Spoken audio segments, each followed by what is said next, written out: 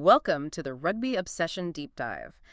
Before we uncover why England's greatest modern rugby mind thinks the RFU is, well, actively sabotaging their own head coach, I need to remind you to subscribe to the Rugby Obsession YouTube channel and newsletter from the link in description.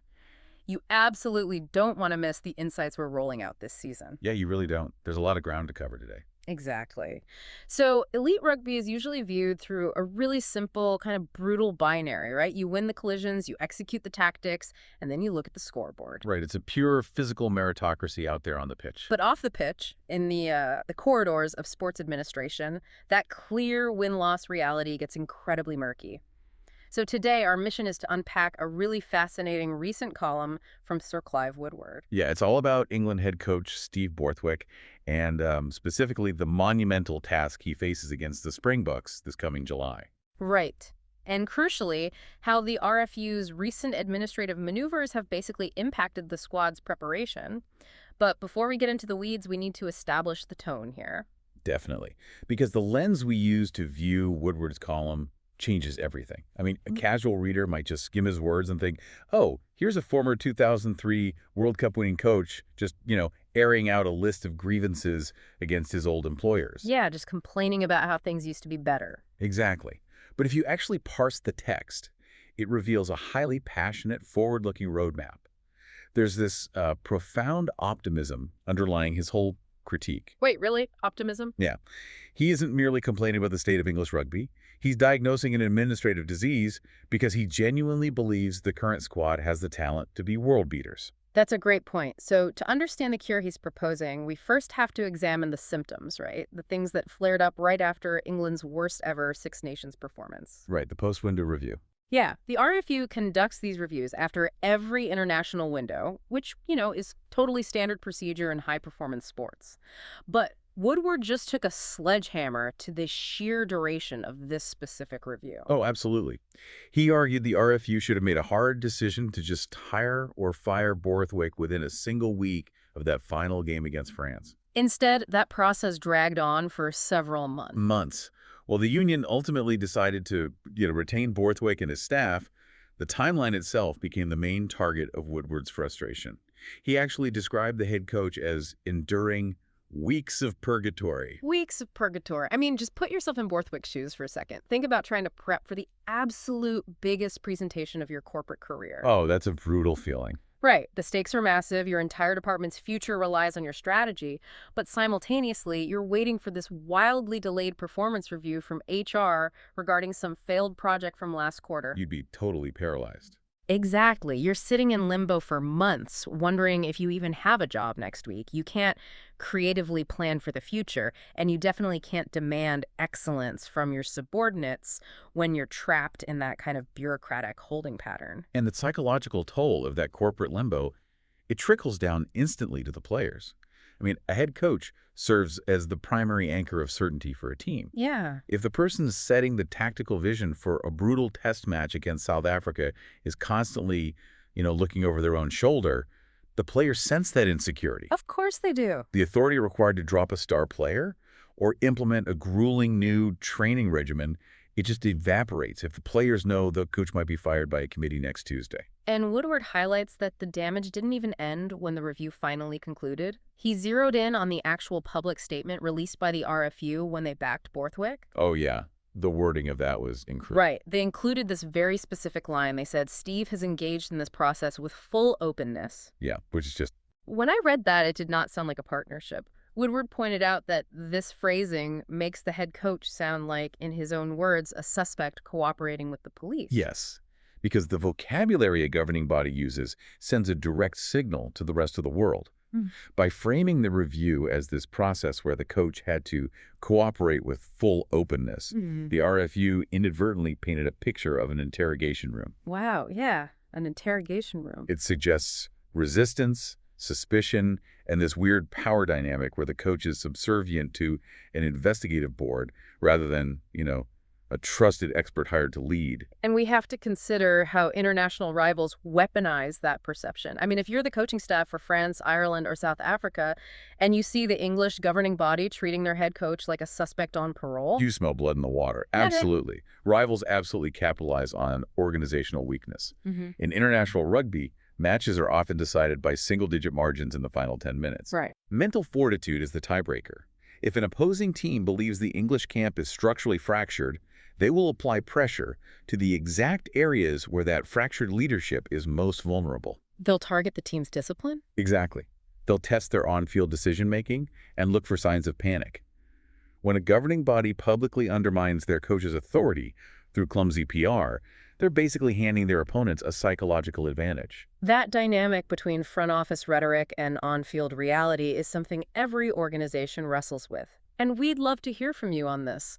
Let us know in the comments, how do you think front office management styles directly impact on-field coaching confidence? Yeah, does a hesitant, slow-moving board automatically create a hesitant team? Drop your thoughts below.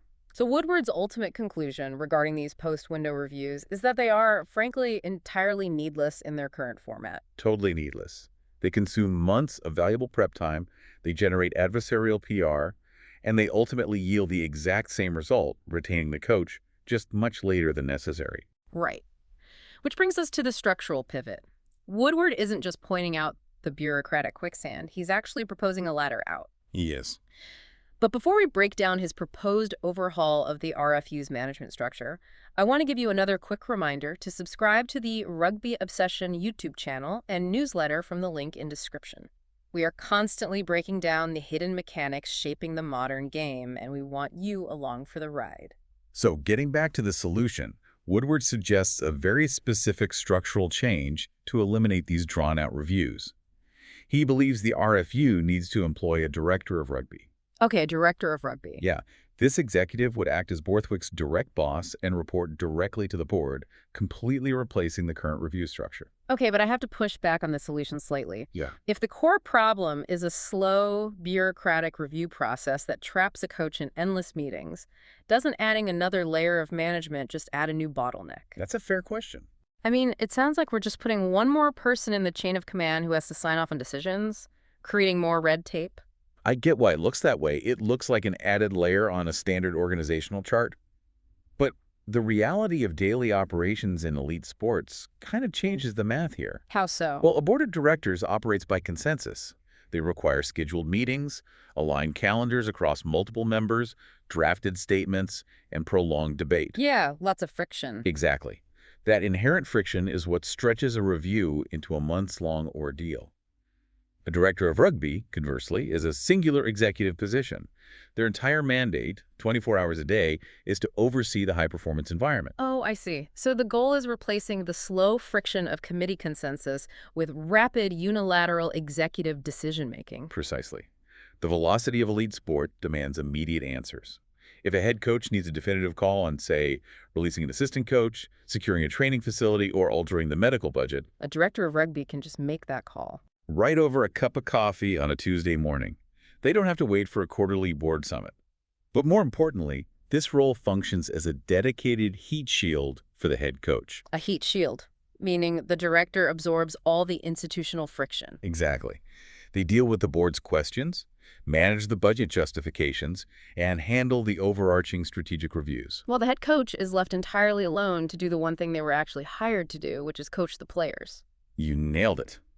Under Woodward's proposed system, Borthwick would never have spent weeks defending his Six Nations campaign to a committee. Right. The director of rugby would have evaluated the performance instantly, made the executive call to retain the coaching staff within 48 hours, and allowed Borthwick to immediately pivot his focus to analyzing the next opponent. And the opponent waiting at the end of all this administrative chaos is just staggering. I mean, Borthwick survived the purgatory, the review is officially closed, and the focus must turn entirely to the inaugural Nations Championship clash on July 4th. Right, where England is traveling to Johannesburg to play the Springboks.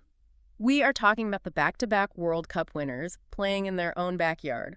Woodward calls this a mammoth task. Taking on the Springboks at altitude in Johannesburg is, without a doubt, one of the most grueling assignments in world sports. The physical intensity of the South African forward pack, combined with the hostile atmosphere of the crowd. It's insane. It is. And the tactical, suffocating pressure they apply, it just demands absolute perfection from a visiting side. Yet this is where Woodward's column takes its most fascinating, optimistic leap. Yeah, he completely strips away all the criticism of the RFU and focuses purely on the grass. Woodward states plainly that England has the players and the coaches to pull off the victory. He really believes it. He genuinely believes they possess the raw athletic talent and the tactical acumen to go into Johannesburg and beat the best team on the planet. And if they do, the narrative flips overnight. Oh, totally. A historic victory over the Springboks instantly erases the memory of the worst-ever Six Nations performance. It would completely rewrite the trajectory of the team. But there's a catch, right? Yeah. Woodward attaches a massive condition to this potential victory. Because the RFU burned weeks of crucial preparation time during the review process, Borthwick no longer has the luxury of experimentation. Ah, all right. Woodward writes that the head coach must now nail his colors to the mast. I love that phrase. It perfectly captures the necessary shift in strategy. Nailing his colors to the mast means locking in his vision for the starting XV. He cannot afford to constantly shuffle the deck, hoping a new combination of players suddenly clicks into gear. Exactly.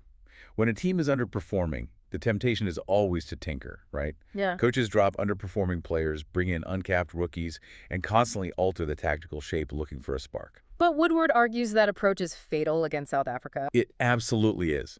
You cannot combat the extreme hostility and cohesion of the Springboks with a team of strangers still trying to learn each other's habits. No way. Borthwick has to boldly select his absolute best XV, commit to them unconditionally over the next 2 campaigns, and build profound, unbreakable cohesion. Because against the Springboks, hesitation costs you dearly.